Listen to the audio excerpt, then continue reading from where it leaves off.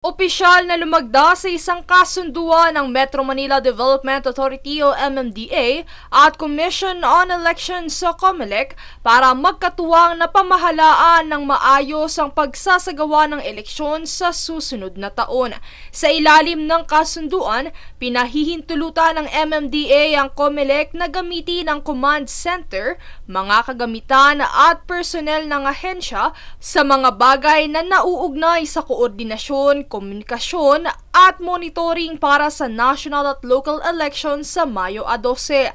Nakapaloob din dito ang paggabay ng MMDA sa COMELEC para sa magiging operasyon, obserbasyon, final testing, mock election at iba pang aktibidad na nauugnay sa eleksyon.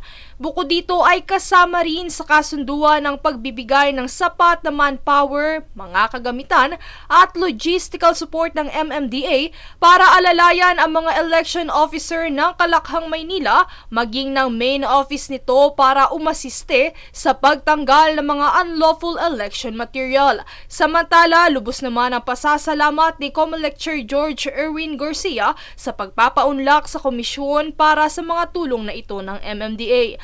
Ayon naman kay MMDA Chair Attorney Romando Don Artes, call naman ng ating Pangulo sa Bagong Pilipinas na yung mga iba't ibang ahensya ng pamahalaan ay magtulungan.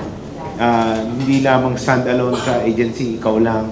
Kung ano matutulong mo sa ibang ahensya, kailangan i-extend natin yan. Na siya namang sinang-ayunan ni Garcia. Magiging effective lang kami kung may kasama tayo. Magiging effective din sila kung may kasama din sila ng mga ahensya ng pamahalaan. This is a symbiotic relationship.